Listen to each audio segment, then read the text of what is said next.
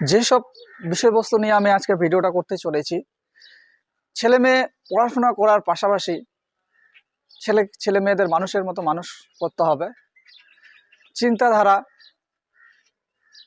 পাল্টাতে হবে। কেন বলছি এই কথাগুলো? শুধু পড়াশোনা করলেই ছেলে মেয়ে মানুষের মতো মানুষ হয় না। প্রত্যেকটা মানুষ, আপনারা নিজেও দেখেছেন, প্রত্যেকটা ছেলে মেয়েকেই বলে পড়াশোনা ভালো করে কর, মানুষের মতো মানুষ হতে হবে। এই কথাটি কেন বলে?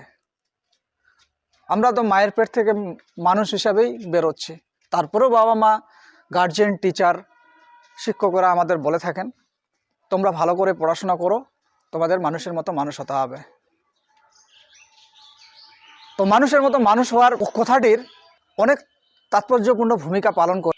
একটা ছেলে বা একটা মেয়ে পড়াশোনা করছে, পড়ে ডাক্তারি পেয়ে যাচ্ছে, বড় বড় জায়গায় চলে যাচ্ছে, যাওয়ার পরে কি হচ্ছে, ছেলে মেয়েরা তার বাবা মাকে শেষ পর্যন্ত আর দেখে না।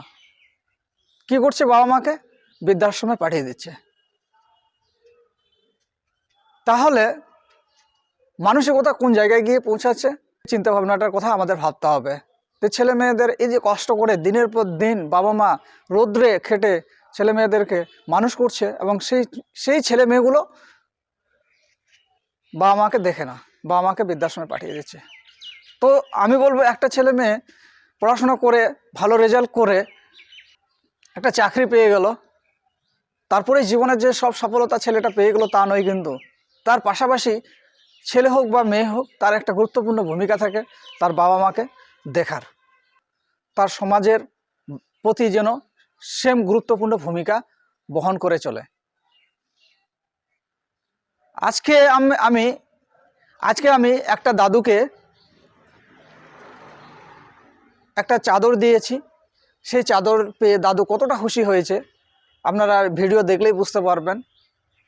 বড়াব্বা, আমি আসলাম আপনার কাছে, বুঝতে পারলেন? আপনি বয়স্ক লোক, আমি এটা আপনাকে গিফট করতে আসলাম দেওয়ার জন্য। আপনি তো আমার আত্মীয় হবেন। হ্যাঁ, ঠিক আছে। তো আমি এটা আপনাকে পরার জন্য দিলাম, এই শীতের ঠান্ডার জন্য। অবশ্যই আমাদেরকে আশীর্বাদ করবেন। কিছু দিতে হবে না আমাকে, শুধু আশীর্বাদ করবেন। আমি কিছু চাই না আপনার কাছে, আশীর্বাদ না আমি থাকলে এমনিতেই দিচ্ছি আপনাকে। মানে কোনো অসুবিধা হবে না তোমার, চলবেন খুব ভালো চলবেন। বাহ, এইটুকুই চাই আমি। যদি খালি ঠিক রকম করে চলেন, কোনো পাকে যদি কিয়া করে না চলেন, নাইন মতন যদি চলেন, চিরদিন সুখী থাকবেন। বাহ, এটাই আপনার কাছে আমি শুনতে চাইছি। আজ আপনাকে দিয়ে দিলাম। সুখী রে সওয়াল, সুখী থাকবেন। এই যে নাও। আচ্ছা, ভালো লেগেছে বড়াব্বা? হ্যাঁ ভালো তো।